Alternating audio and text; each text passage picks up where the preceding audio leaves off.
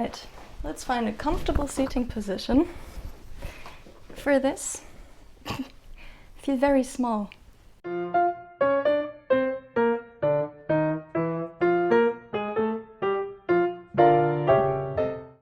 Hello team, it is me, your host Mause, and today I'm coming at you with a very exciting video because I've been wanting to make this video for years, and that is a comprehensive guide to my main story.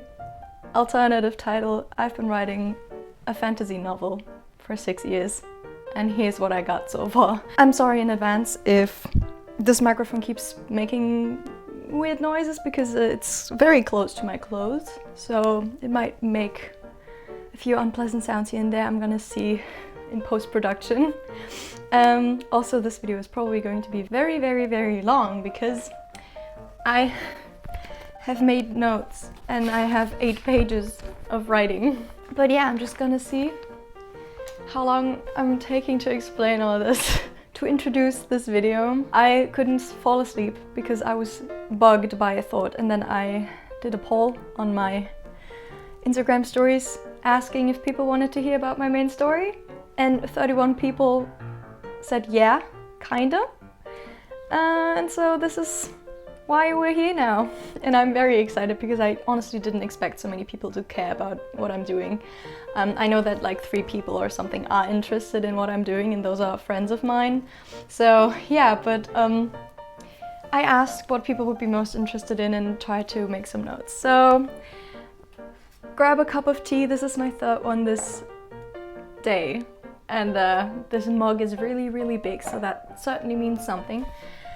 And I'm going to get started with this. I'm very excited and very scared, and oh my god. Before we continue with this video, I thought you should know that I forgot to tell you the name of the main story, which I think is crucial to know for the rest of this video, so I'm telling you now. The name is What If. In German it's called Was wäre wenn, which I think sounds infinitely better, but it literally just came from me thinking, oh, what if there was magic? And that's how the story got born, so it's called What If for that reason, and I'm currently trying to figure out a better title. But for now, that's what it's called. And I don't know how I did not think about telling you at the beginning of this video.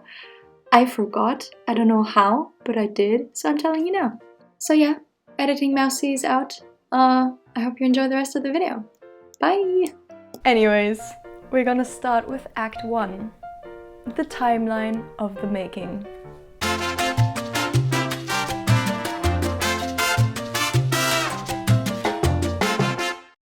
This is first set on the 24th of June in 2015, where I posted a tiny doodle on my very small Instagram back then. And that doodle just happens to be the first design of my main character Marischka, whom you might know from illustrations that I've done in the past.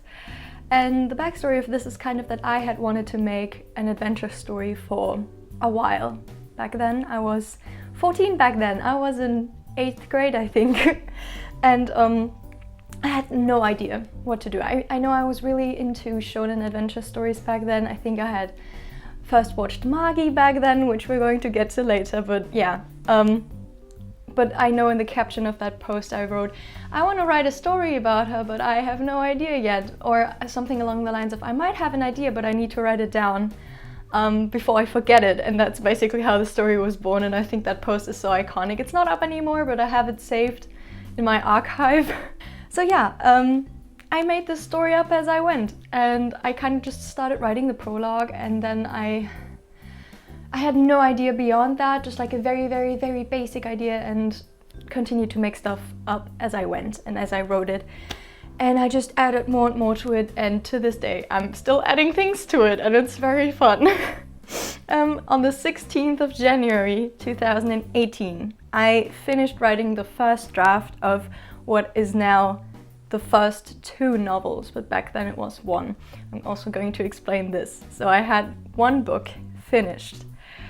And it took me 3 years of constant improvement in my writing style and doubts, and but I finished a book, and it had as many words as The Book Thief, which has like 600 pages, so that's crazy to me. It's like one thing I'm still very proud of completing, even though looking back at it, my writing sucked, but it's good because I practiced a lot and you can see how it's getting better. So yeah, but from this time on, I just kind of put off writing the second novel or continuing the story because I've always had a set ending in mind, but I just couldn't reach it in the first book because there was so much shit going on because I kept making stuff up. So yeah, but I was not really satisfied with the plot holes and the plot in general and the characters and my writing style above all. And so I never really wanted to go off of the first version of the first book. So I kind of just did not write for a year or something. But luckily and this is kind of cheesy, but luckily I met my dear friend Chai in summer 2017. We started talking regularly in I think early winter 2018, so like at the beginning of 2018. And kudos to her, because at some point we got so close that I started to ramble about my main story to her all the time, and now she knows all about it, and she's kind of also the catalyst that made me kind of also decide to make this video. But yeah, I noticed that having someone who is genuinely interested in your story and project and asks questions about it is the best thing that can happen to you when you're in the early stages of planning, because you kind of have like a control instance and also just someone to ramble to, and just being able to ramble to someone helps you developing ideas in your brain. Also, the amount of times I've forgotten a detail that I really liked and then 3 weeks later or something came up with it again because I forgot that I had the idea already, and then went to Chai and talked to her about it, and she was like, "You already told me about that." And I was like, "Oh, what, really?" The amount of times this has happened is incredible, and my brain is so stupid. If I don't write things down, they are just going to completely vanish from my brain in a day or something. So yeah, and our mutual interests in each other's stories really helped me develop my things, because we have like such a close bond, and without her I wouldn't have gotten many of the ideas that I've gotten today. So yeah, one thing that I did do during my kind of writing break from What If is writing English short stories, and also an outline that kind of outlined the entire plot that I had so far, and I keep adding things to it, but it's good to have like a timeline of things that happen in your story and when the characters get introduced and something like that. So that's really, really cool that I have that now, like an own comprehensive guide to my story. I wrote the short stories in English because I wrote a lot in English during that time. It was during the time where I made up Ceylon, for example, and I wrote a lot of short stories for her as well, some that I've never published on my Instagram, some that no one knows about, but just some that I wrote for myself.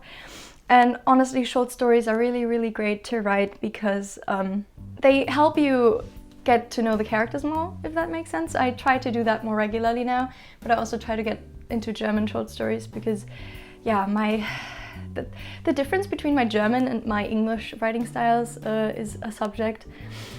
Because I have written in English for so long, I made up like a tinier project that I could do to test if I could still write in German, which is the novella that I wrote for the modern alternate universe of Tallinn and Schnee, basically, which nowadays I also don't really like that much anymore, but it really showed me that I should not be that afraid of tackling bigger projects in German, because I kind of did develop my English writing, my German writing through my English writing, so yeah. And then in spring/summer 2020, when we were all going into a global pandemic and into a lockdown, and I had nothing to do because I didn't go to school or to work, I started to rewrite the first book, and currently I am kind of close to finishing the first book. I'm missing like 2 small story arcs, which I could technically finish in like a few weeks, but I take my time because I am a full-time student. So yeah, that's the current timeline of where we're at, and it's very exciting.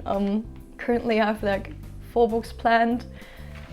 It's interesting. I have content for these 4 books and like a fairly readable writing style. Sometimes I read my own stories and I go, wow, that's not even that bad, that's pretty good. But I still keep adding side characters and subplots, and honestly, I need to chill. Like, I really, really do need to chill because it's getting out of hand, and there's like just so many things that I have planned that I'll probably end up not using in the story. But yeah. Act 1.3, I kind of skipped Act 1.2, but Act 1.3 in my notes is a question that I got from CJ, I think, a dear friend of mine too.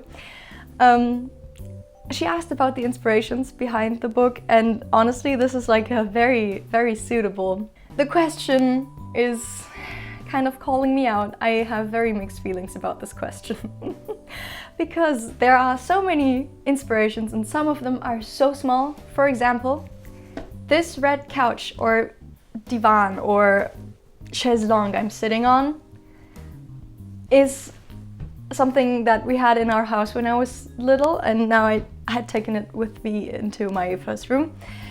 This means so much to me that it made an appearance in my story, or it's making an appearance in my story, so you know I add so many little things, but there's also major influences that are so blatant that I feel very bad about them and I really need to change some of the things, but the problem is that I really do like it and I'm going to get into it. But as I mentioned, I read and watched a lot of shonen adventure stories back then, and so they used to be my first and major inspiration. Like, I wanted to make a cool shonen adventure story that was fun and exciting and could teach you something about anything, because I learned so much from watching those shonen adventure stories back when I was little. For example, one inspiration would obviously be Magi, because it was the one thing that I watched back then. That kind of got me to write this story. Then One Piece, because it was my childhood shonen adventure story that I loved. I also have pirates in my story, but this is also a very minor subplot. And more recently, or like just a few years ago, I think I watched Full Metal Alchemist before that, but I think Full Metal Alchemist is probably what describes the vibe of my story better than any other shonen adventure, because it's more serious. Anyways, that doesn't even matter that much, but it's also very emotionally mature, which I'm trying to achieve with that. Aside from that, there are minor design influences from my childhood. This couch, for example, from one book, or just like also story influence is really weird, but from one book that I really liked, which is called Kleiner König Kalewirsch.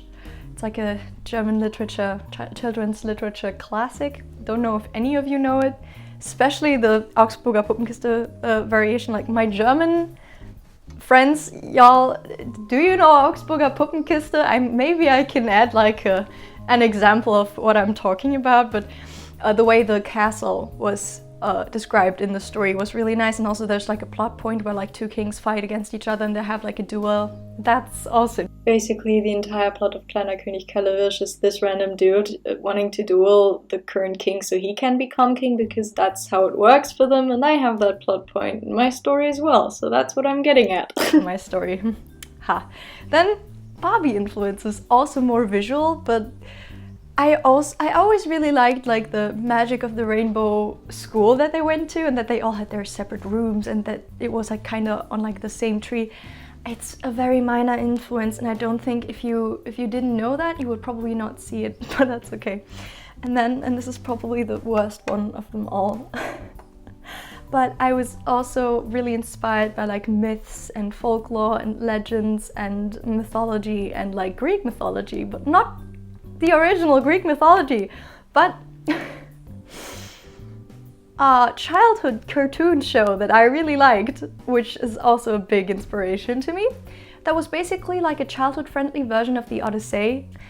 It was called Mission Odyssey, like literally just that, and so I mean, it's kind of inspired by Greek mythology, but not directly, but indirectly, but like also those parallels are so obvious that I kind of really do need to do something about this, but that's okay.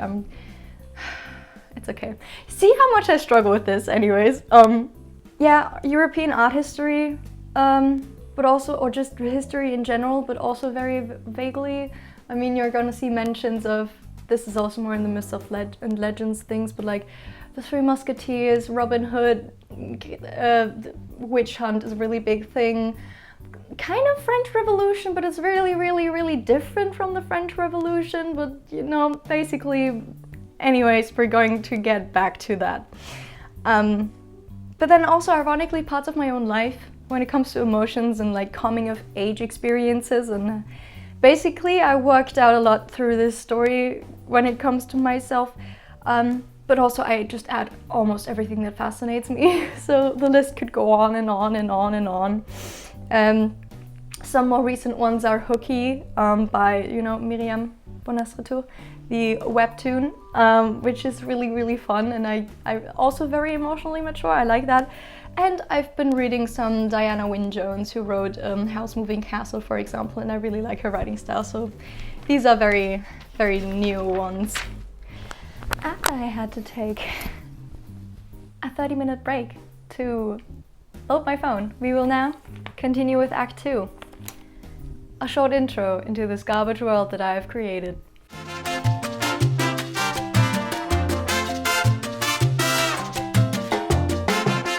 I suffer a lot with world building.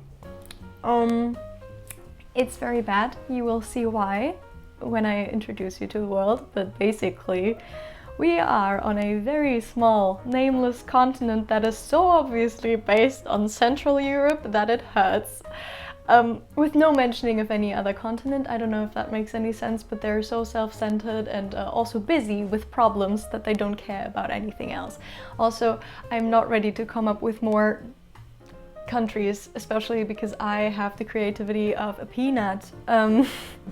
So yeah, but the story is roughly set 10 years after a continent-wide war happened that was mostly centered around magicians and a witch hunt that happened up until this point in history in certain countries, and now there has a collective parliament formed that is ironically called the world government, which I need to change because this continent is not the entire world. But I don't know, maybe it's just like the continental government, who knows. I used to call it the world government because my brain didn't function back then. It still doesn't, but that's okay. Basically, between the countries in this parliament, there's some kind of neutrality treaty where basically every border has been fixed, and any country that decides to break this peace treaty is basically immediately under attack. Not really immediately under attack, but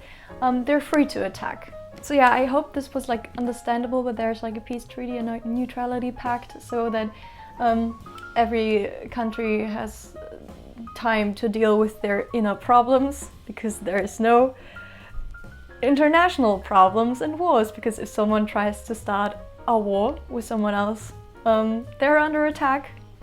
Very nice. Yeah, the countries are vastly different from European countries.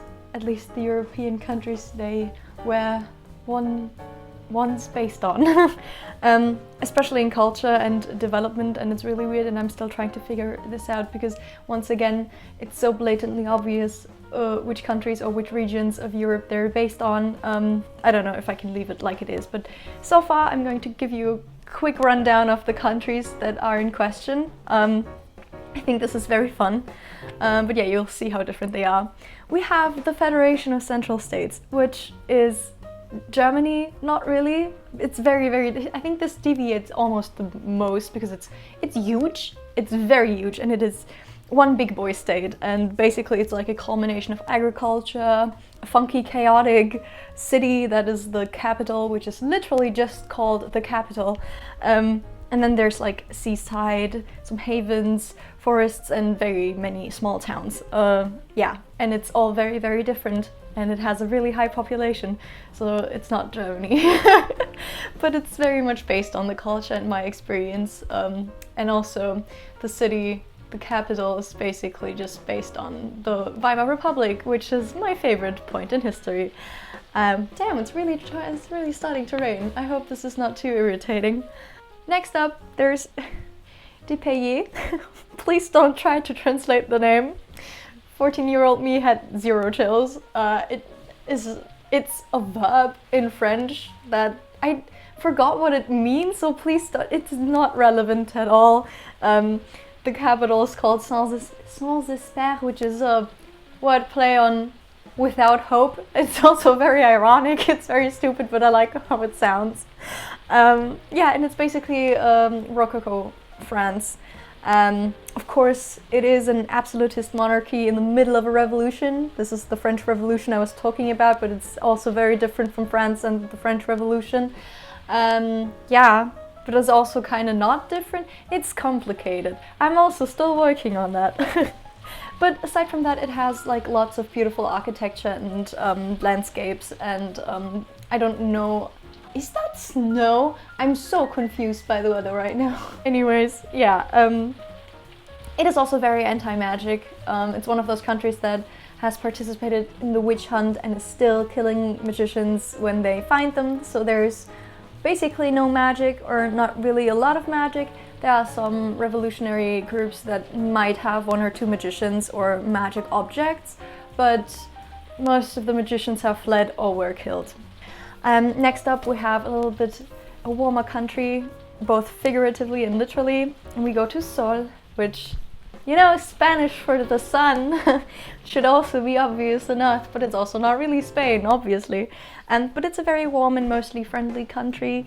The people there are very familiar and very close with each other and share everything, basically. You'll be treated very nicely, mostly. Of course, there are exceptions, but yeah, they really like their culture industry, and they also have a religion based on light, which is the only real religion that is a thing. I mean, I've kind of tried to come up with some kinds of beliefs and belief systems, but the only real established monotheistical religion is that of Sol, and they believe in a light deity or a sun deity. And they have churches and go to services, and basically they just worship the light and the sun and the warmth and all the positive things in life. It's very chill, to be honest. Yeah. On the other hand, they have lots of underlying problems that get swept under the rug by all the positivity in the country. So yeah, but there's like basically parties every night. Like the families just gather outside on the street and eat with their neighbors and chat and dance, and it's very happy. But under that facade, there are problems, because every country has problems. Yeah, and they're pretty neutral towards magic. There are not a lot of magic users in the country. They mostly use the magic for entertainment purposes, not really any development in that. So it's very rare there, but it's not completely uncommon, and it's also not frowned upon. Like in the Federation of Central States, which I forgot to mention. It's all over the place, but the Federation of Central States has no anti-magic law anymore, but they used to have one. They used to also kill magicians before the war, but they stopped after the war. But there's still a lot of like anti-magic sentiment, especially in the rural areas. We continue with Santerre, which is a small island with a big ego. Yeah, and it's basically a culmination of all mainstream English folklore as caricatures, not really caricatures, but you know, we have Robin Hood there and his thieves, but I don't feel as bad about that reference, because it's been done so many times before that it's like, at this point, not really a reference to a legend or a myth, and more just a common trope in media. Yeah. But yeah, Santerre is also just forests and towns and villages and castles, and it's a little bit more behind on like all the technical advancements and stuff. It's yeah, very rural, very not medieval, but kinda. And yeah, they have a close familiar bond between their own royal family and that of the pays. So naturally, in this country, there also is the law that magic equals bad and magicians get killed. It's a very small island, but it, as I said, has a very big ego. But there's like another island that's right next to it, and that is New Santerre, and it also just has that name to show that it's like basically the cooler and better Santerre. But yeah, it used to be a part of Santerre, but separated itself during the war. And now it is a safe haven for magic users and has the first and only magic school, which is the Academy of Magic of New Santerre. Magic Academy of New Santerre is what I call it. And yeah, honestly, aside from that, I honestly need to work on this country more. I think it has also a very big like art industry. it is in general, I think, more of an intellectual place. It's also a very fun place, but I really need to work on more of the culture there. It has a fun holiday. But yeah, it's also very, very dependent on the magic there. I think the magic is closely linked with the government there, but I need to figure that out still. But it's basically the magic country, because magicians don't really have lots of countries where they can be. And then this is probably one, the most developed country. It's also very small and very closely linked to one of my main characters.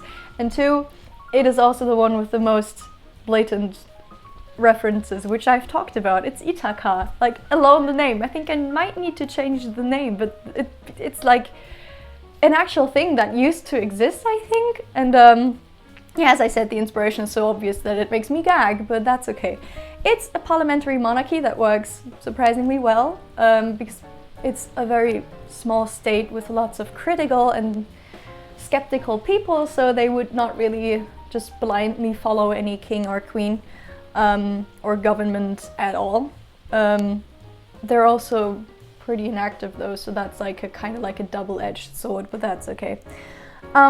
It does work surprisingly well, I guess, compared to other monarchies in my story, but that's okay. Yeah, it is a small island state with 0 ego and 0 power, which is the only thing that's keeping them up is their trading business, despite their only export goods being wine and olive oil. But yeah, they are like a central focus point for trading businesses. So they kind of trade with different countries, and that's what's keeping them afloat. Yeah, as I already mentioned, they have also very many smart but very stubborn citizens. And healing magic is a big thing there. It's basically their main thing when it comes to magic, is healing magic. But also, like, magic is good in that country. They are widely acceptive of magic and have always been. I think they're like one of the few countries that have not really looked down upon magic before the war, so that's cool. And then the last country is just called the North, because it's a very, very big portion that's just in the north. It's very cold there. It doesn't really have lots of citizens, and yeah, it's mostly or only mostly populated near the ocean, because the farther you go inland, the less resources you'll have to live. So they're also very dependent on import goods. So yeah,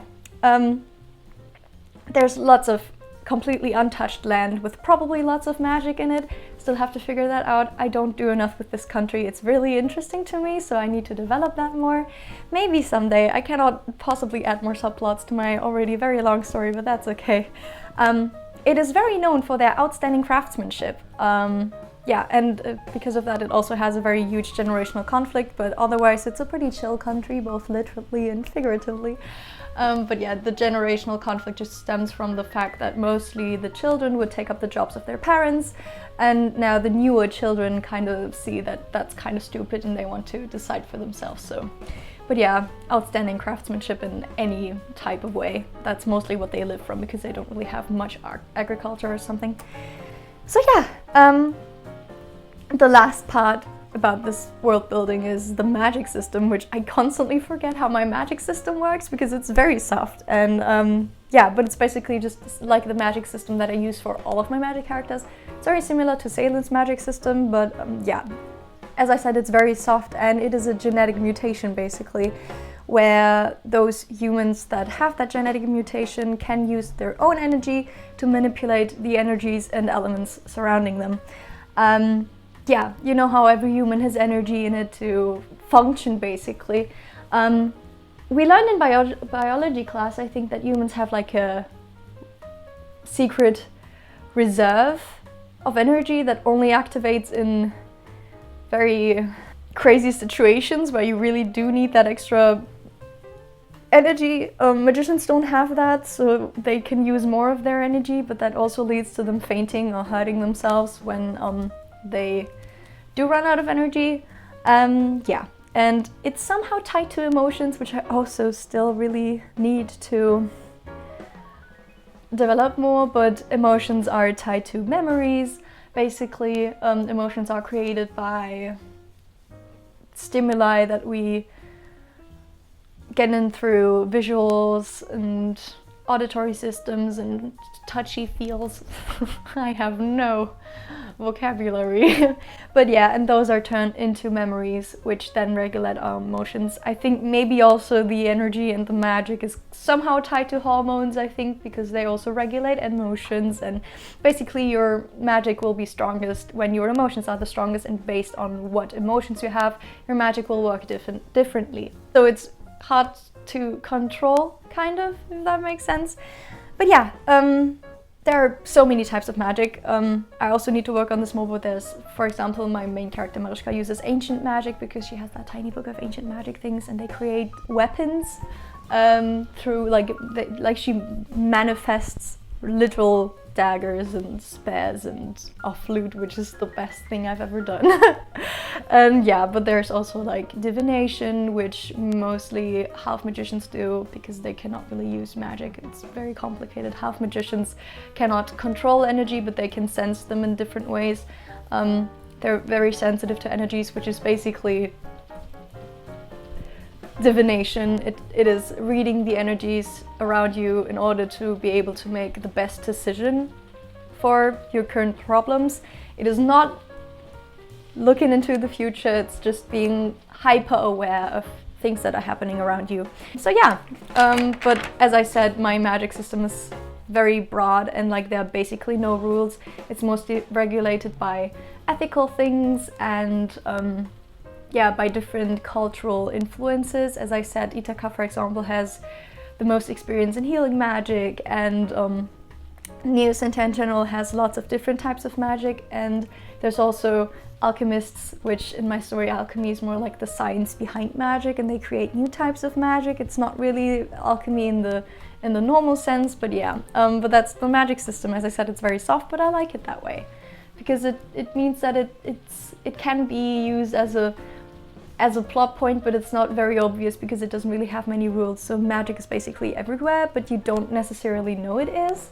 And I kind of really like to work with that because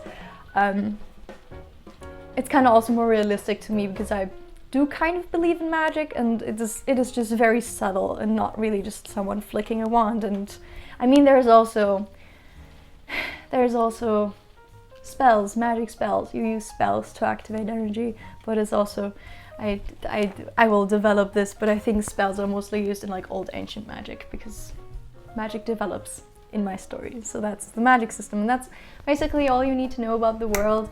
It doesn't really change, like it doesn't really have many different fauna and flora from our world. It's mostly based on kind of the world we live in, but in different times in history. So for example, it really depends on which country you're in, but every country has its own architecture that I really like that it is based on. For example, in New Centennial you have a lot of Hundertwasser because it's a very crazy country, and in the north and in the capital of the Federation of Central States you have lots of Art Deco because it's my favorite architecture style.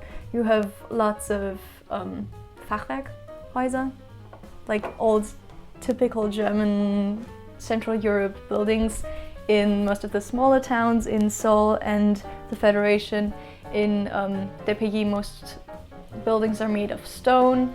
There's also lots of, as I said, Rococo architecture, and I don't really think I have lots of like mysterious creatures that I don't think the world itself is very magical. I think it's just like the magic users, but I might add some magical creatures here and there in countries that are less populated or in areas that are less populated. But as I said, my world building skills are near zero, which is why I'm not really creative with that, because my main focus is indeed on the characters and the emotions in it, but we'll also get to that later. And I think that's all I have for the world building so far.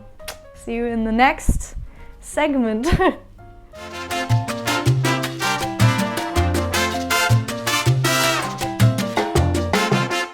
The next segment might be my favorite, and it is the characters. I've worked a lot on the characters and they're still very, very vague, but I have some that I can talk more about, and maybe I felt like writing down things about the characters really helped me understand them better. It's like a common thing where the more you write about a character, the better you will understand it. But yeah, I'll get right into it. So this is Act 3, the characters. We're starting, obviously, I mean, it's kind of hard to explain, but I do have one main character, which is Marischka, obviously. You've probably heard about her because I cannot shut up about her because she has been my comfort character for years now. And then we have like a secondary main character, which is Eli, who I also talk about a lot because he's probably my own favorite character in the story, which is kind of whack. But yeah, and then we have like 2 more characters which I would consider part of a main, not quadruplet. Quadruplets are like twins, but like 4. What is that? It's like a quartet. They're like my core 4, as I like to call them, because I read that somewhere and was like, okay, that kind of fits, but also not, because the other 2 characters who are not Marischka or Eli basically don't really play big roles in the story, but they're just, in the first book, they join the other 2 on their journey, and they are pretty big in the first book, but then they kind of do their own thing and get very independent from the story, basically. I'll explain that later too, but I've had them for a long time, so I'm going to talk about them as well as if they were main characters. So yeah, the first character is Marischka Hawkins, obviously. She's our heroine. She's also the youngest of the main squad. I aged her up a bit because I just aged her up 1 year because I wanted her to be like a legal adult at the end of the story. Just because I felt like it was nice to have her be an adult, also because like I want to talk about her being an adult later in the story, or like at the end of the story. So yeah, but she's 16 when she starts her journey, and yeah, she's very naive at the beginning of the story, and very inexperienced because she has spent 10 years of her life in one house, which she was trapped in kind of and not really let outside, so she just read a lot and looked outside of her window a lot. But she also has like no memories from before those 10 years, so all she knows is that house and the view from it and everything she's learned from books, which were mostly fictional novels too, but yeah, so that's why she's very naive, and once she gets out into the world she's very, yeah, nice, I'm going to learn about the world, and then she learns that the world kind of doesn't like her. Because she's a magician. Did I mention that she's a magician yet? She's also a very inexperienced magician because she was not really taught magic. Her adoptive mother, which we will get to later too, is also a very different character, and they did not really have a good relationship. She has not had a good relationship with anyone, and it is kind of a miracle that she's not completely emotionally destroyed in her teens, because she, I don't know, like she's never really had anyone who genuinely cared about her well-being. But you know, coping mechanisms and like zoning out of reality through reading or fiction is something that exists. Not saying it's a good coping mechanism, but it is one that exists, I guess. It's very strong in her case, I think, and it's very unlikely to happen, but for this story I have another reason, which would get way too much into stuff, but yeah. But she's also very impulsive. But she's impulsive doesn't really work here. She is very impulsive due to her inexperience and naivete, and also very passionate, which kind of just makes that worse.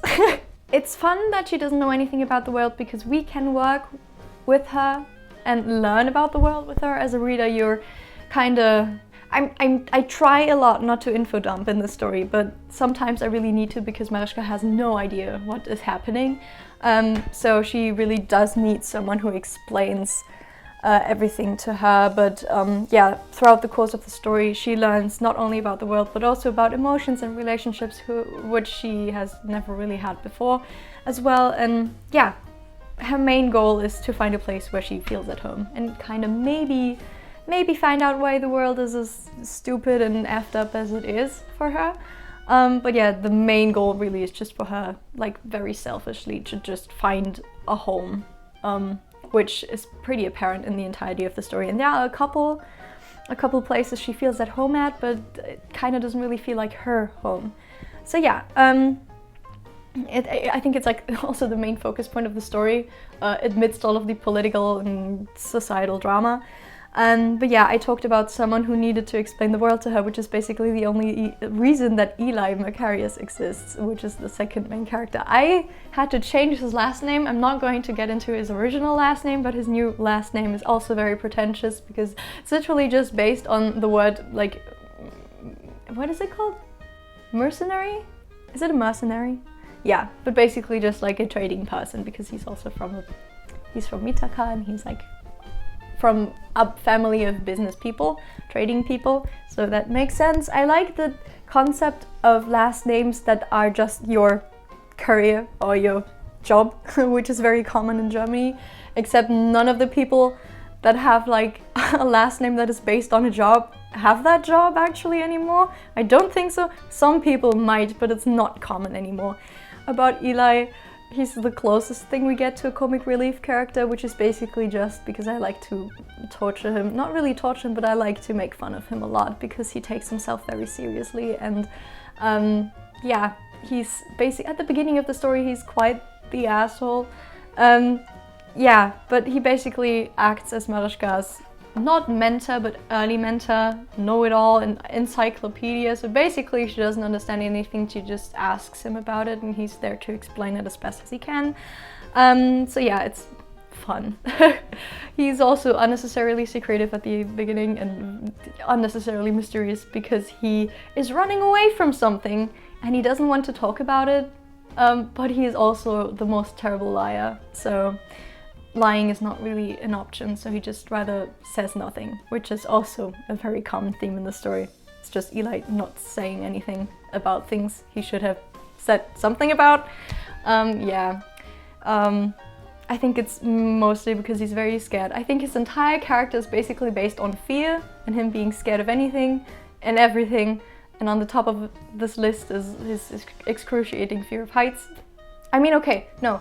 Basically all of his fears are very common. He's just someone who's scared of a lot of things, I just noticed. Yeah, I think he's really afraid of everything. Mostly falling and failing. I don't know. I think I'm smart sometimes.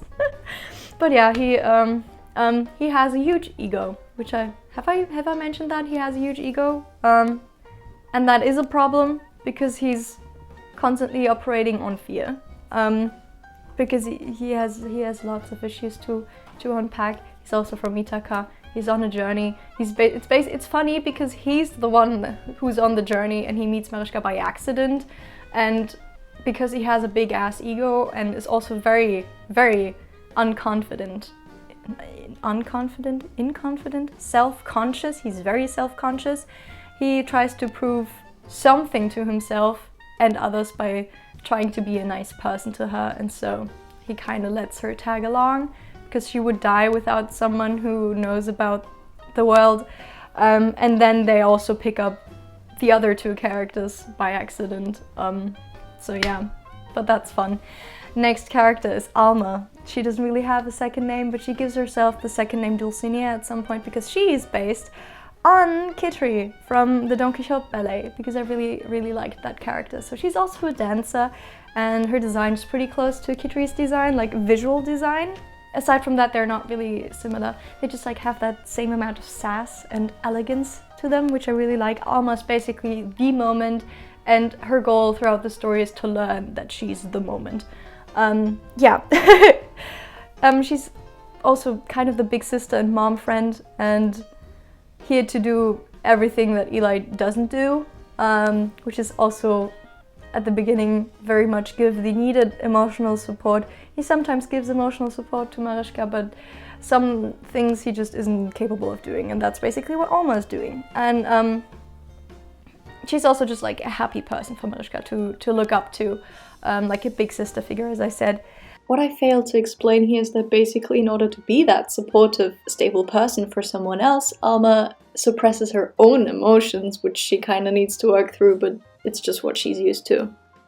And yeah, and Alma's main goal is to detach herself from her past and heal from it, and also find her purpose, which is similar to Marischka's, which is also why she might look up to her a lot. She relates to her a lot more than to Eli, because both of them were bound to a place involuntarily for a long time and are now really eager to find a place in the world. But Alma is still more experienced than her and has like more, or like just a different outlook on the world than Eli has. Yeah, and yes, when it comes to Alma, she's like more detached from the direct political discourse, and she's more occupied with fulfilling her goal of finding a place, and she doesn't really need to go into the political things as much. She's not really needed there, but she acts as a support for the main characters that do get into political discourse a lot. So she's still there, and yeah, but she's a comfort and support for others, and I think also a goal for her is throughout the story to learn to be her own comfort and be the same thing to herself that she can be for other people. And then last but not least in the main quartet is Amaron Silberschmied, whose name I have also changed a lot, but I think I'm good with where it is now because it's pretty fitting. Also, again, Silberschmied is a German name. It's silversmith, literally, and his family is a family of smiths. His father is a silversmith. He's from the north, so he's kind of also a silversmith. It's very self-explanatory. Amaron is basically there to balance out this set of extremely emotional and emotion-driven characters with his different perspective and use of logic. He can come across as very cold and emotionless, or just too analytical and logical, but he's just the absolute best support character. I love him a lot. He is not really that much emotionally sensitive, but he always tries his best to understand other people's emotions and gives support, and he just acknowledges everyone's problems. Even though he might not be able to understand them, he acknowledges that they have those problems and tries to lend a helping hand, which is kind of his nickname. Not really, but it's his role. He's the helping hand. Yeah, he has also, that's really funny, but he has also a similar background as Eli, but a very different approach and outcome, which is kind of, now that I noticed that, I have noticed that before, but Mariška and Alma have pretty similar backgrounds and with like two very different outcomes at the end, and it's basically the same for Eli and Amaron, which is really fun. But yeah, meaning he also ran away from home because of something, and he's trying to actively avoid that because he doesn't really want to address it, but at the end he's coming to a different conclusion because he's running away from something different than Eli. But yeah, also that's something that's very funny, is he's either very unlucky or very lucky and no in between. Yeah, and he can get very naggy when it's very hot because he's used to being cold. I love him a lot. I am not really able to write him a lot. His character or personality has changed vastly because I need him to be more talkative, so now he's more talkative, but I don't know, I still want him to be like this.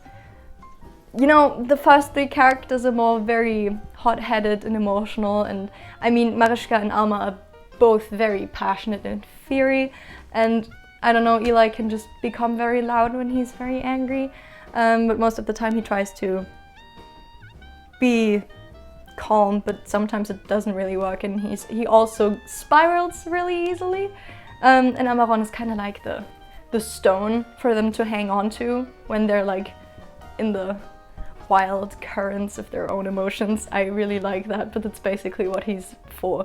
And I think that's why I like them as a quartet so much, because they really balance each other out and maybe similar in some aspects, but also widely different in others. And I think that's really fun.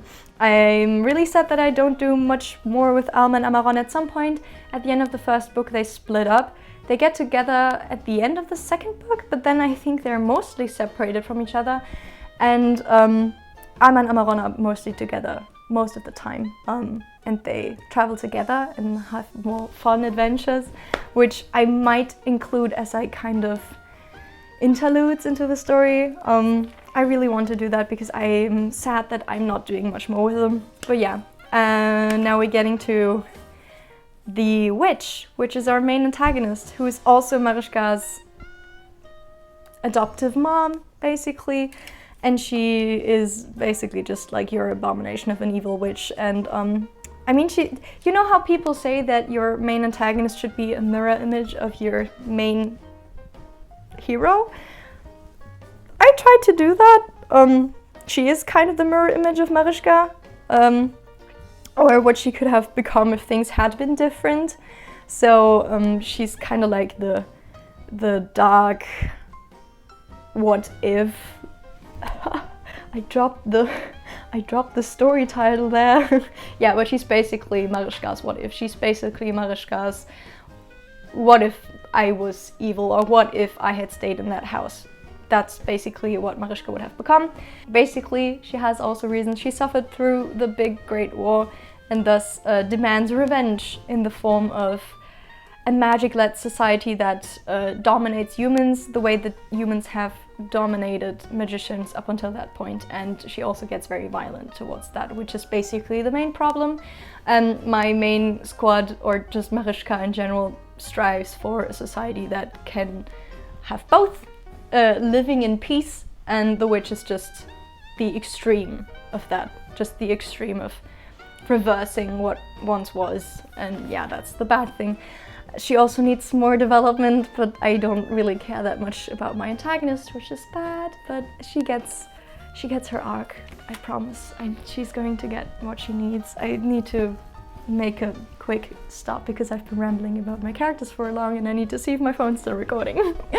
Before we move on to the next segment, I would like to introduce some of the minor characters to you, or like all of the minor characters to you, because the characters, as I said, are probably the thing that I love. Oh, I forgot my glasses. Anyways, are probably the thing I'm most passionate about in my story. I work more on the characters. The story itself is more character-driven than world-driven or plot-driven, so it's the most important thing. And we have a very nice cast of, I'd say, good cast of supporting characters that drive the story forward. And the first one, I mean, I can also sort them by countries or by arcs, but we haven't gone through the arcs yet. That comes in the next segment, which is the plot. But yeah, we start with Nani, who is a recent addition to the story, who was not planned in the first version of the story, who kind of just happened, and I'm very happy she happened because she's the first responsible adult. And she kind of authorizes the initiation of the entire story. Basically, Nani is so dear to my heart, oh my god. Basically, the beginning of the story only happens because Marischka flees her home, or it's not her home, it's the house she was kept in, and she manages to escape, but she has no idea what the fuck is going on, and she would like to get to know the world better, and by accident, she kind of meets Eli in a situation where she's trying to help and she gets injured, and he brings her to Nani, who's basically just his current, not landlady, but he has a room in her house, which he stays at on his current part of his journey. And since both Marischka and Eli, who then from then on proceed to go on a journey together, are still both young minors, basically 16 and 17. I kind of felt uncomfortable to just have them wander off into the world without any adult supervision. And I mean, they still don't have adult supervision, but at least they would have a potential adult to go back to, and who also kind of sent them on their journey, even though Nani was sad to let them go. But yeah, I kind of felt better to also have them meet under those circumstances, because I don't know, it's a common problem for me, because I never really noticed that when I was younger, that it was really, really weird for Marischka to just go with someone she's barely just like met a few days ago. I just place all of her trust into that one person. And I think, especially because Eli is so secretive and doesn't really talk about himself a lot, we have a very open, very strict adult who can kind of confirm for us as the reader, or for you as the reader, to be able to kind of know that you can like at least sort of somewhat trust Eli on that. So that's why Nani exists, and I'm very glad. Also, I don't know, I just love the initiation arc so much, because it's like the closest thing we get to cottagecore, and it's very, very wholesome. And then the second pair of minor characters are Carolina and Raphael. They're also very, very dear to me. They're also very old. Carolina was the first character from this entire bunch, including the main characters that ever existed, and I just threw her into the bunch because she was my Three Musketeers based OC, and now she's very different from that, except for the fact that she has a dagger, and that's literally, not a dagger, oh my god, a rapier, and that's it. Is that how you pronounce that word? I think it is. Rapier. But yeah, and they're like the revolutionaries, or like two siblings that are revolutionaries in DPJ. But what is more important is that they are the first friends for Marischka and Eli, or the first friends for Marischka aside from Eli, and they also act kind of like guides for her in her first very serious conflict with the world, because you know DPJ wants Marischka dead basically, and yeah, she kind of has like more exposition through those two. They just add a very nice sprinkle of dynamic into the duo. I love them a lot. Carolina's a tiny gremlin who is skeptical, and Raphael is like the tall beanpole big brother that is just like a ray of sunshine in the midst of a storm, and I love him a lot. They are very fun. They're also just a fun duo in general. I love writing sibling relationships, which is why I have many siblings in here. And though Carolina and Raphael are not blood related, they are just the epitome of siblings. And they're the only brother-sister relationship I think I have in the story. Aside from, you know, just like dynamics that are like, you know, you sometimes have like the big sister friend, like Alma, for example. Or Amaron also has like a big brother relationship with Marischka, but they're not really related, so that doesn't really work the same way. As for antagonists, we have Kaisa and My Lord. My Lord is just a wordplay on Milady from the Musketeer movies, but not movies, the book. The story, it doesn't even matter. The Musketeers is always also something that has been done before, like a million times, so that it's also more like a trope now, so I also don't really feel bad about that, especially since he's just a minor antagonist and nobody really cares about him. He's an asshole, that's okay, I hate him a lot, but you're meant to dislike him a lot. And Kaisa is basically the Marie Antoinette of this French Revolution, but she's not Marie Antoinette because she is just, you know, a princess turned queen way too young. She's like the same age as Marischka and is very easily manipulated, which leads to her being also an antagonist, but more on the second-hand side. You know, she gets manipulated into it, she's scared. It's more of a natural reaction for her more than a willing antagonizing, which is why she gets redeemed, and also because I really like her, and also because she can act as a mirror for Marischka in later arcs. Then we move on to Saul, where we get Emilio, we get very little characters aside from Marischka and Eli and Alma and Saul, but Emilio is just like not important at all, but he's just a small child who's basically there to characterize Alma a bit more and to explain her motherly side or her sisterly side a bit more. And then as the antagonist we get the circus director, who is just, I don't know, I hate her. She's also just like one of those antagonists you just hate. She seems to also just be purely evil and dumb, and she's very bad to the people around her. She's abusive, like, you know, that kind of evil. And yeah, so hate her, moving on. She's not very important either. I think even my lord is more important than her. And then moving on to oh my god. Moving on to Santerre, we have also like probably like a bunch of my favorite secondary characters, which are Robin Hood and his brother, basically, Hamish and Edric Lockwood. They also have a second name or a last name, which is fun. So yeah, Hamish Lockwood is basically the Robin Hood of my story, and Edric is his younger brother, but Edric is more important than Hamish. And we also have like another minor character who's just Eleonora, who's just Hamish's girlfriend, who's there for also a reason. I promise she's there for a reason. but basically they drive the Centaur plot along and also act as more characterizations and, most importantly, learning instances for both Marischka and Eli, who learns a very valuable lesson in this arc of Centaur through both Hamish and Edric, but I think Marischka learns more from Edric and Eli more from Hamish, and Eleonora is also there to help those lessons further, and also because I thought it would be nice to experiment with a bit of, not really romance, but a bit, you know. Also, I don't have like many couples in this, just, you know, parents are either divorced or not mentioned or dead, and, you know, aside from that, we don't really have many relationships, and that just seemed very bad. So we have a relationship here, and it's very wholesome. And then they are very important. They're not really minor characters like, for example, Carolina and Raphael or Emilio. They're pretty important. Sometimes I'd say they're even more important. Not really more important than Alma and Amaran, but they're very important for Marischka especially. And they are Amber and Lapis, or Amber and Lapis. I still haven't decided whether I want to pronounce Amber or Amber, but they are the first genuine magic contact that Marischka has in the story, and also they're her moral support, they're her coming of age, schoolmates, teenage best friends. You know, they do all the cool teenage stuff that she hasn't had the opportunity to do in her life yet, and that's something that is very close to her. They're a lot of like growth support in the more emotional region, which is very important in the story.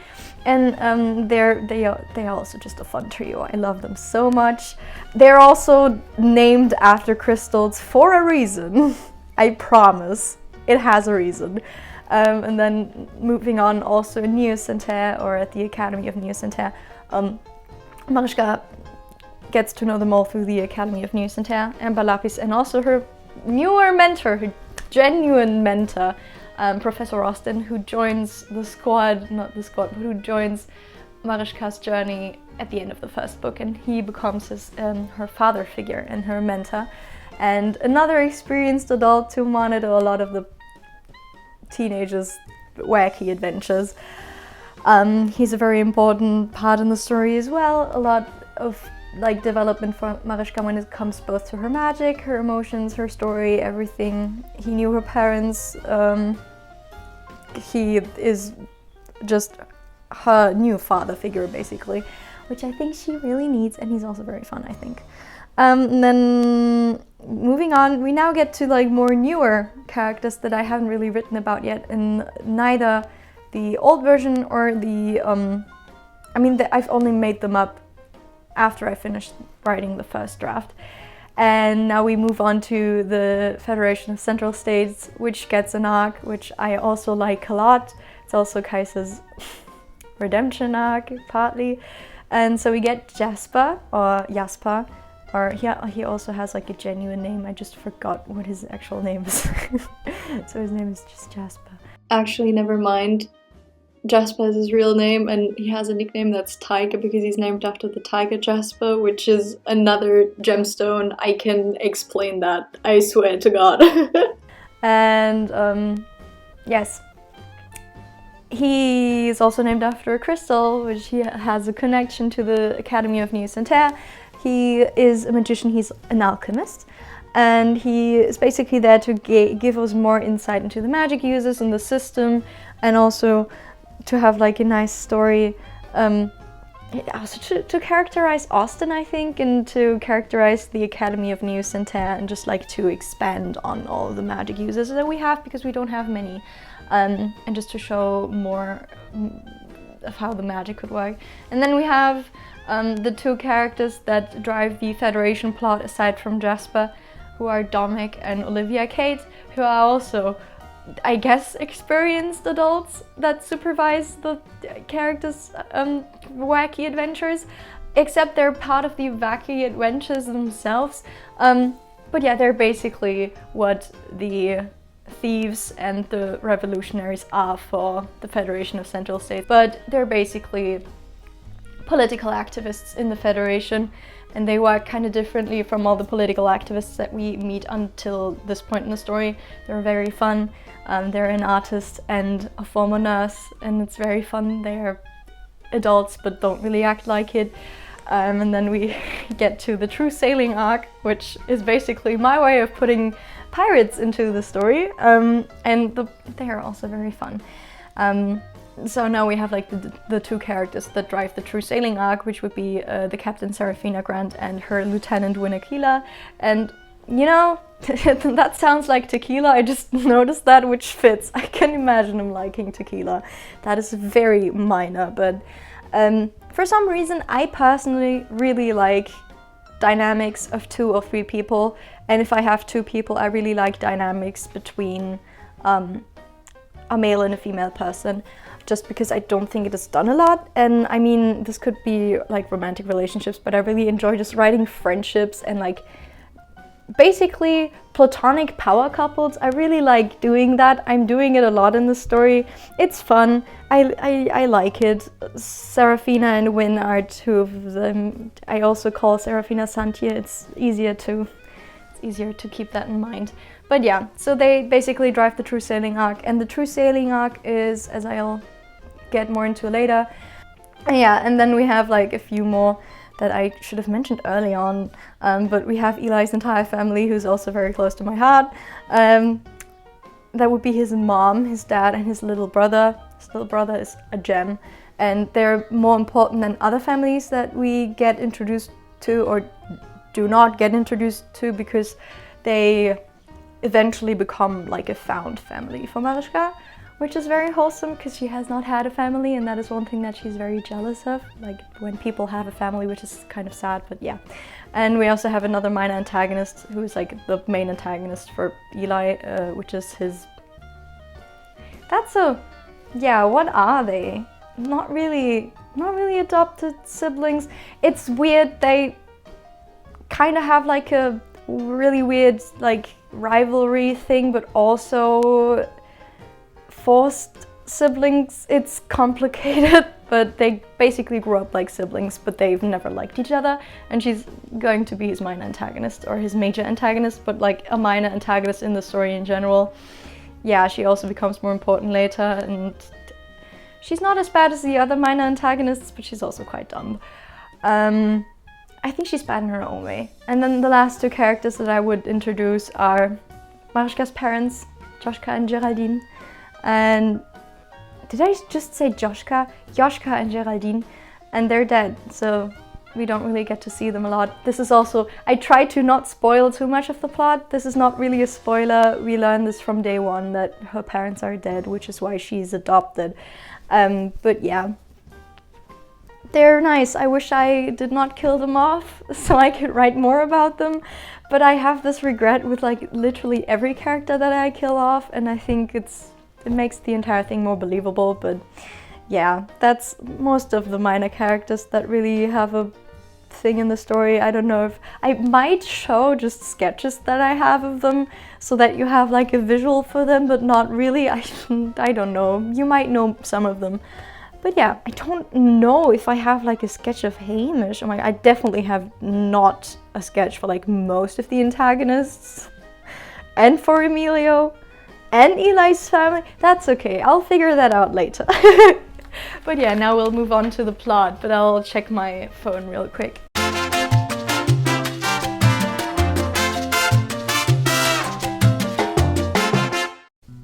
This is Act 4. The plot. I wrote plot with like a sad smiley because I don't know why. Because it's hard to summarize, I guess. Yeah, but I think I decided to split this into 2 things, and that's 4.1 the arcs and 4.2 concepts and subjects. Yeah, because you know, most of the people that answered my polls were interested in the plot, which I can understand, but also the plot is garbage. It's not really, I'm really proud of some of the plot, but it's hard to talk about the plot if I want to spoil the least amount of things as possible. So I'm trying to get through the arcs to just tell you what kind of roughly happens in the arcs and what it is for without actually spoiling you. I don't know, and then I'll just roughly talk about the concepts and subjects and why I'm writing the story, aside from it just being a fun experience and my at this point, after having worked on this for 6 years, also just kind of my most passionate project. But yeah, I have 16 arcs in total so far. I don't know if I'll add more, I hope not. But yeah, and I'll also kind of categorize these by books, because you know I have 4 books planned. And I also am still working on finding a different title. Have I even mentioned the title of this story in the video so far? No, you didn't, but that's okay. I took care of it for you. Love you. But I'm still working on finding another title, but it will probably forever stay What If / Was wäre wenn, because it's been that for 6 years. But I'm trying to like get other titles for the books. I have some like one-word titles which sound too edgy, so I might give them different titles, but so far they're named after what they're addressing, which is also a parallel to Marischka's magic system, like her own personal magic system. In her ancient magic, she has like 4 elements and 4 tools, which all represent different things. So like the first tool, this is more exposition, but the first tool is her fire dagger, which kind of stands for power 1, which is like the first big power thing, you know, just like gathering the power and strength to use magic. The second one is her ice harpoon, which is precision, because she needs to concentrate more on how she wants to use her magic and use more precision. You know, fire is more like a very flowy thing. It's just, sometimes you cannot really control it, so it doesn't really need much precision. Did I say precision? Precision. Yes, so that's what ice is for. And then the third one is her flute, which is like her plant or earth flute, which is for emotions, because she can evoke emotions through her flute playing, and you know, emotions influence magic. I need to work on that more, but emotions is also a main subject in my story. And then the fourth and last one, which barely gets used, is her lightning bow, which is power 2, because lightning is very, very, very powerful. And after you've mastered power 1 and precision and emotion, you can then move on to power 2, because if you were to move from power 1 to power 2 immediately, it would just get a disaster. So that is the natural progression. That is what the 4 books are based on as of now. I'll probably change that because I kind of think it's corny, but that's okay. So in the first book, which is currently power 1 or Kraft 1, Kraft 1, we have the initiation / exposition / cottagecore arc, which is basically just the exposition and the initiation. It's the start of the story. It's how Marischka leaves her house and how she meets Eli and Nani and how they eventually get set out into the world. And it just sets up the main conflict of the story, which is Marischka searching for a place to stay or a place to call home, and getting into conflict through her magic side, because you know, Federation. We start in the Federation of Central States, by the way, which has like anti-magic sentiment throughout of it. So she gets confronted really early on with like people not liking magic. It's kind of sad and she doesn't understand it, but that's basically the tone that the first arc sets. And from then on we move directly to the Depayé arc, which is Marischka's first real confrontation with the world and the magic hate that's going on in the world. It's very dramatic. It's like the first also political thing she kind of just slides into, and it kind of acts as the first thing that gets her mind to be less naive and less idealistic and more skeptical and also more scared, which only gets more intensified in the Sol arc, which at the beginning is also just Marischka's and Eli's first confrontation with themselves. And also Alma joins the group, which is important for the Sol arc. It's like her first character arc. But yeah, so it's a fun arc, I think, because it's very introspective, because Marischka and Eli fight a lot because of what happened in the arc before that, and because they kind of grew to distrust each other, which is only natural. And yeah, but it's still a very sad arc, despite it being set in the in the country that's literally named after the sun. Go Mousey. Yeah, and then we have like an intermission arc, which I call the sailing intermission, because it's just like a kind of comic relief arc after what is probably 2 of the heaviest arcs of the entire story. And it's just like an arc to reflect. And also Amaron joins the group. But yeah, and also it's called the sailing intermission because they're sailing from Seoul to Santerre. And so now we get to the Santerre arc, which I'm currently at the beginning of writing. And the Santerre arc shows progress with how all characters deal with the world, and yeah, especially how Marischka deals with confrontation about her magic, and how because she's kind of in a déjà vu from what happened in the Dépayé arc, but not really, but it's just like kind of like a déjà vu, and she can show how she has learned from it and how she deals with it now. And also it's Eli's second confrontation with himself. He gets too important. I am clearly biased for him, but yeah, it's also good because he starts to be less of an asshole in this arc, or in the sailing intermission, or somewhere before that, but he's got a long way to go. And then one of the more important parts, and like the last part of the first book, is the new Santerre arc, which is the climax of the first book. Marischka gets confronted with the main antagonist for the first time ever since she left the house where she lived in with the main antagonist for the longest time. And also Marischka finds her first answers. And yeah, she finds a place to stay for now, a home that's just like her first home basically. It's kind of an answer to one question or to her main goal, but it's just one answer and it can go on beyond that, and it will, because I'm writing 3 more books. Help me. Yes, but also the Corfu splits up at the end of this, and we have like a time skip, which is the only time skip. I don't know why I was so obsessed with the idea of a time skip, but now it makes sense. But it's less of a time skip and more of a while where the Corfu just doesn't see each other. And so in the second book, which is Precision, it also makes sense because of majority of this is just the Academy arc. Yeah, we start with the time skip arc, or the Academy arc, which is just daily life for Marischka, her experiencing life and growing up more into a teenager and just like beyond herself. And also the most intellectual growth for her happens with her studies. And there's just like a bunch of tiny stories. There's some more serious tiny stories, and there's some very lighthearted stories about just her living her life, and that's probably going to be a majority of the book. And then yeah, it also just shows a life. Amber and Lapis, who also get their own arc, and then there's like a holiday thing, and then we also get probably an intermission with what Alma and Amaron are up to, because they're traveling together, and I want to show what they're doing because I also have an idea for that, which dates back to when I first started writing the story, which is why it needs a lot of development, but I'm planning on doing that. And then the next arc is Ithaca arc number 1, out of 3. This is why this is the most developed country. Can you tell I'm biased? But yeah, it's Eli's character arc. He finally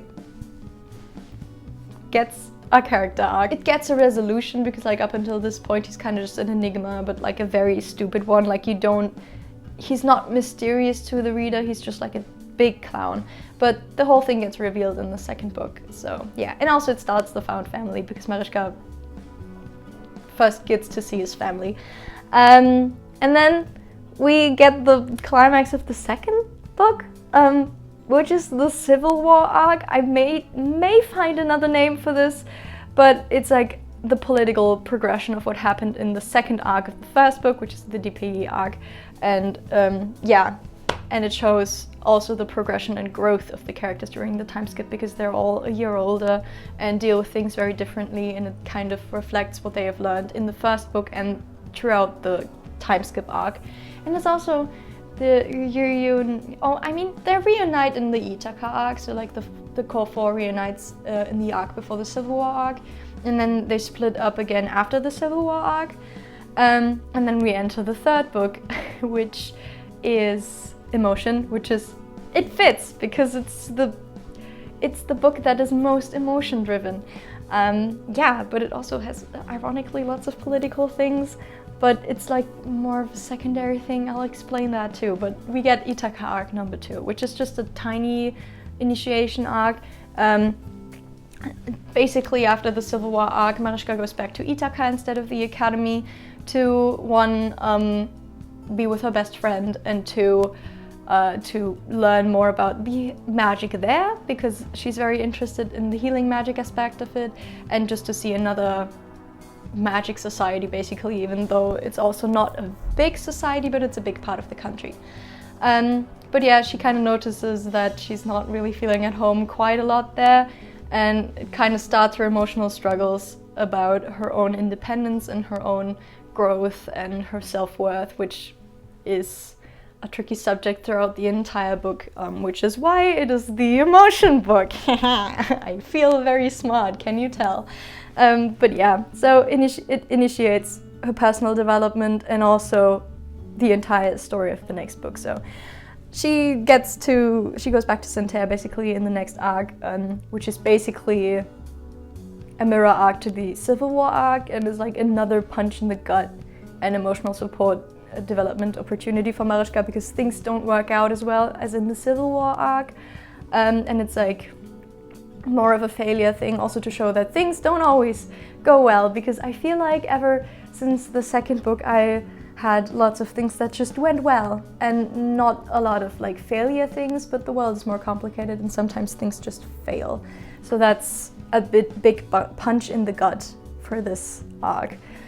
And then we have the Federation arc, which is the introduction of another political issue in the Federation of Central States, or in, the capital.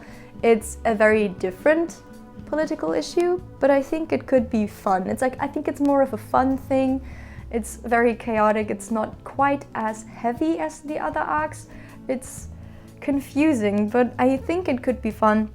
Also, again, something that I didn't bring up here is that this is the last arc of the third book, and thus it kind of needs or tries to solve some of the emotional turmoil that everyone in this book is going through, which is why it doesn't focus as much on the political side of things, but more on the characters' individual feelings. And it's also, it shows more magic representation for Marischka, and it's also a proper redemption arc for Kaiser, who has been kind of redeemed already, but it's her redemption arc with Marischka, because they get a relationship, which is also very important because she is a mirror for Marischka. Yes. And then we enter the last book. Oh my god, is that already the last book? Do I start the last book with that? Okay, that's fun. I didn't know that I... Wow. Yeah, but the last book is Power number 2, which is self-explanatory. I already explained that. And we start that with the True Sailing arc, which, is another fun and emotional development arc for Marischka, as I said. And it's also the calm before the storm. Wow, I think the last book's getting very small. I can add another arc in there. If I want to, I can add another arc, I think. But yeah, the next arc is the third and final Ithaca arc, and it's called the Ithaca Attack arc, which, initiates the last arc. It's like the final straw that makes the final climax arc go off, basically, because there's an attack and it's just the final straw, as I said. So yeah, and then we get the Worldwide Conversation arc, which is just a very pretentious title for the final story arc. I used to call it Worldwide Conversation arc back then, when the continent was still the entire world, which it is not now anymore. I mean, it's all that I know about the world, because I'm just too tired to come up with more countries and continents, but yeah, it's more of a continent-wide conversation arc. So it's not the WWC, it's more like the CWC, but that's fine. Yeah, and it's just the arc that closes many personal and political issues and hindrances. There's plenty of political issues that will stay open, but it's a thing that shows development into the correct direction. Initially, I wanted this arc to solve all of the problems because my heart really strived for a perfect ending, but I think that's unrealistic, so I think it's just going to be the thing that closes Marischka's issues with her main antagonist, which also follow kind of solve some political issues, and also there are some political issues getting solved partly or completely through this conversation arc.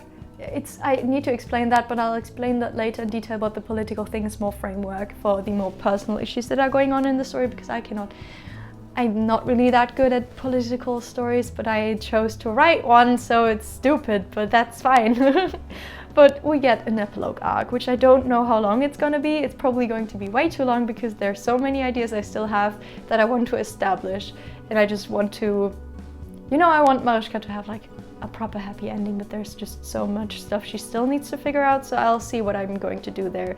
I wrote here, which I think is pretty fitting, epilogue arc to give a story a proper ending and open a new beginning, because I always like the phrase that every ending is a new beginning, because it's true. So yeah, but that's all the arcs that we have. I hope this was kind of comprehensible because you basically know nothing about the story, so I think that doesn't make much sense, but I didn't want to spoil any character deaths and any, I don't know, maybe someday I will, but for now I still want y'all to maybe read the book one day if it ever gets published, because that is basically my biggest goal in life, to someday publish these stories. But yeah.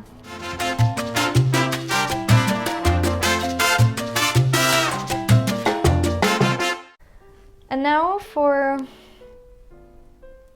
4.2, I want to talk about the concepts and subjects of the story. And this also serves as some kind of final thoughts on my own story, and kind of like an ending for this video. But yeah, so throughout the years, my motives and concepts and subjects with the story have kind of changed, but now, especially while writing these notes, I have noticed that it is mostly a very emotions and relationship-based story, or dynamic-based, personality-based, character-driven story, as opposed to being a very world-driven, plot-driven story, which it used to be. It is still pretty plot-driven, and the world building is still pretty important for all of the character developments that are going on, but it is more of a framework. So yeah, the main subjects that I've written down here are emotions and the many different types of relationships and the complexity of it all, because Mariška has grown up without many emotions and relationships, like meaningful relationships, and so she's new to that world, and is kind of exploring that while exploring the physical world with all of its problems and nice things. Like, there are nice things in this world. So yeah, but it all influences each other, and that's kind of what the main subject is. And along with that also goes the subject of trust, because trust is something that's really, really weird. I have that example of the circus camp, because when I first started writing the story, I was very confused how people that have known each other for like a week could end up trusting each other really, and how relationships grew this quickly.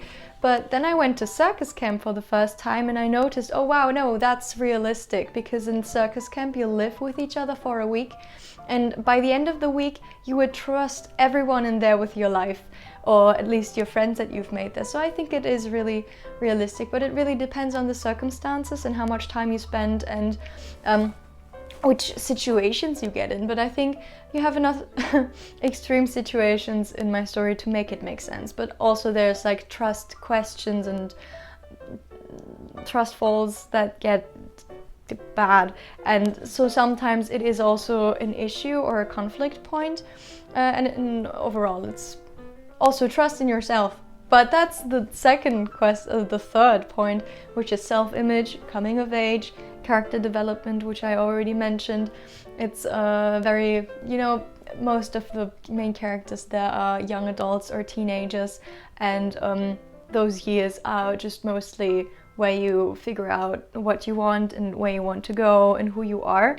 And I think that comes also from me writing the story when I was in those years, and I still am in these years, so that's very interesting. I think you spend a lot of time as a young person, from your puberty on, or your teenage years on, to your young adult life, maybe until you're 30, maybe even beyond that. Maybe you question yourself your entire life. But I think in those young years, your self-image is formed the most, or a lot at least, you know, coming of age story. So what if is a coming of age story in a very fantasy setting? But then you also have, and that is kind of the one that kind of falls out of line, responsibility versus agency, or fate versus future, or fate/future, which I wrote down, which is, you know, not the typical defying your fate to build your own future story, but it kind of is a question about force versus choice, or responsibility versus agency, you know, trying to balance the things you have to do versus the things you want to do, the things you feel obligated to do, the things you just wish you could do but can't. I think it's a lot about, yeah, not only fulfilling your dreams, but also knowing that there are things that you just have to do, and things where you have to put yourself behind a responsibility or something of that kind, which is something that oddly enough comes up pretty often in the story. And the biggest point is probably Marischka being the chosen one for her story, but I try to make it less bad. She's not really chosen by like a prophecy or something. It's more of her, I chose to write the story about her, so why would she not be the chosen one? But I think this is also why the plot is more character driven, and more also like the resolving arc is more focused on her and her own issue that is kind of linked with the issues of the world and politics and stuff. So it is not just her resolving her own issue, but there's the focus, and that makes her the chosen one. And also by dealing with this very important figure, her adoptive mother, who's also the main antagonist in a wider sense. She's not only the main antagonist for Marischka, but for plenty of people, and she causes a lot of trouble just in general. But by her having like the closest relationship to this main antagonist, she feels kind of obligated to be the chosen one, but nobody told her that she had to go against this antagonist, but she chose to do that herself, because if not her, then who would be willing to do it? And I think this is like one of the main subjects, oddly enough, which is fun because it comes up multiple times, as I already said. But yeah, but as I said again, I have written an entire paragraph about why the political issues of the world are just like a framework for my story. I used to want the political issues to be the main focus of the point and all get resolved towards the end, because I'm an idealist, and I realized that that's not realistic, and also that I am bad at social commentary, so that is one reason why this might not be the route to go for me personally. I will leave that to other people. And two, I just enjoy writing emotions more, and character arcs and relationships and dynamics. I enjoy writing dialogues, I enjoy writing arguments, I enjoy writing this personal development a lot more, and thus the politics become a framework in which all of these things happen, because obviously even in your character studies or in your character development, you're never completely detached from what happens in the world, and it's hard not to care about it, and it's important to care. And so they do get wrapped up into political issues, especially since Marischka is kind of like not a polarizing figure, but she is in a position where she creates a lot of drama just by existing, which is not her fault at all. But yeah, so it is closely linked to her, because it's also like her own identity is also widely influenced by where she is in the story. So yeah, but yeah, so What If ended up being much more character driven than plot driven, and I do think I prefer it that way. Yeah, it might also help me restore the fun adventure vibe that I've always wanted it to have.